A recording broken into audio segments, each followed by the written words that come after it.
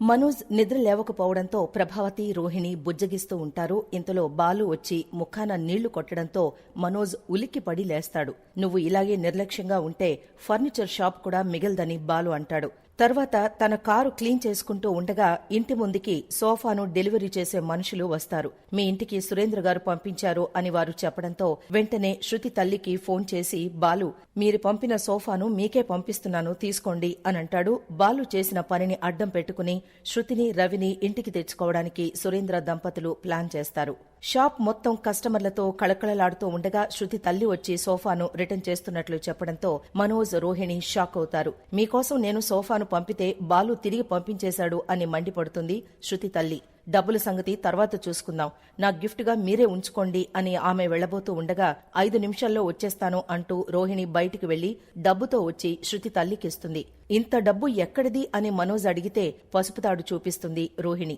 షాపులో తనకు జరిగిన అవమానం గురించి మనోజ్ ఇంట్లో పెద్ద గొడవ చేస్తాడు. ఇదంతా గత ఎపిసోడ్లో హైలైట్ గా జరిగింది. ఇక సెప్టెంబర్ 19వ తేదీ 514వ ఎపిసోడ్లో ఏం జరిగిందో చూద్దాం. తన ముందే కొడుకులు, కోడళ్లు గొడవ పడుతూ ఉండడంతో ప్రభావతి మండిపడుతుంది.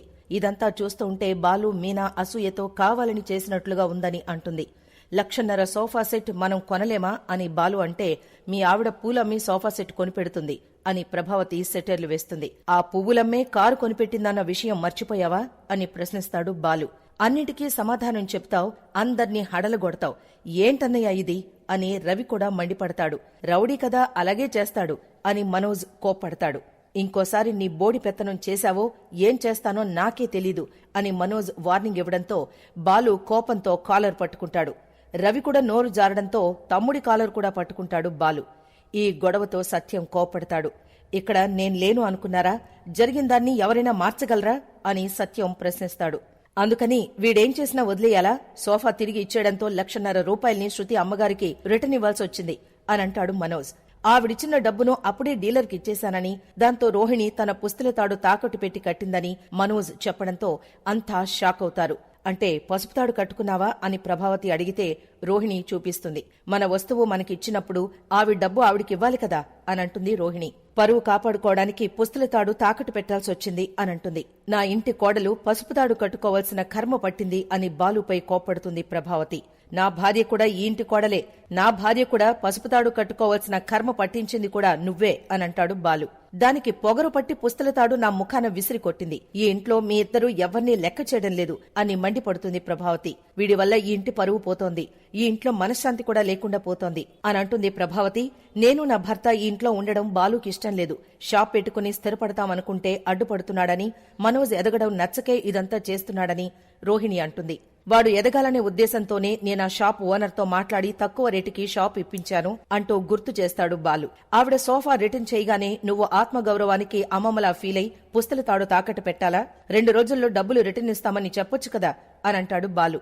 మా అమ్మని సోఫా కొనమని నేనేం చెప్పలేదు, మా ఇంటికి పంపిస్తుందని కూడా నాకు తెలీదు.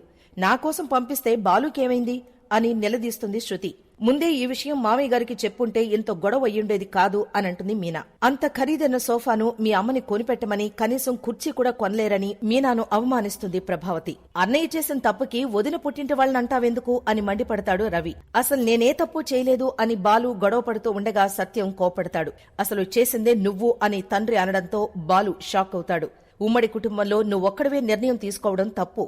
నీ వల్ల ఇంటి కోడలు పుస్తల తాడు మెడలోంచి తీయాల్సొచ్చింది అనంటాడు సత్యం. ఇప్పటి నుంచైనా సొంత నిర్ణయాలు తీసుకోవడం మానేయండి అని వార్నింగ్ కూడా ఇస్తాడు. జరిగిన గొడవను తలుచుకుంటూ శృతి బాధపడుతుంది.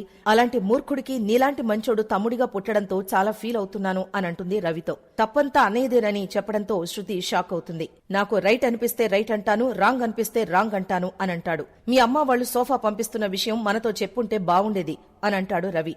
నువ్వు కూతురువి కాబట్టి నీకేమిచ్చినా పర్లేదు, కాని ఖచ్చితంగా నాన్నకి గాని అమ్మకి గాని తెలియాలి అనంటాడు రవి. నీ మీద రెస్పెక్ట్ బాగా పెరిగిపోయింది అని రవిని మెచ్చుకుంటుంది శృతి. న్యాయం ఎటుంటే అటే ఉంటానని, బాలు అన్నయ్య మీ నాన్నని కొట్టిన విషయం తెలిసినా నిజం తెలుసుకుని మా ఇంటికొచ్చేశావని చెబుతాడు రవి. బాలు కిచెన్లో క్యారెట్ తింటూ ఉండగా మీనా వచ్చి శృతి వాళ్ళ అమ్మ కావాలనే ఇదంతా చేసిందని నాకు తెలుసు అనంటుంది. రవిని, శృతిని వాళ్ళింటికి తీసుకెళ్లాలని మండపంలో గొడవ చేశారు. అప్పుడు వాళ్ల ప్లాన్ వర్కౌట్ కాకపోవడంతో ఈసారి ఇలా చేశారు అనంటుంది మీనా.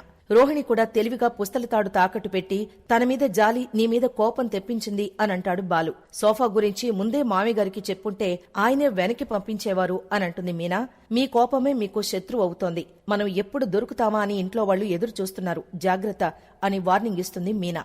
బాలు మీనాలు ఈ ఇంట్లో ఉండొద్దని సత్యంతో గొడవ పడుతుంది ప్రభావతి.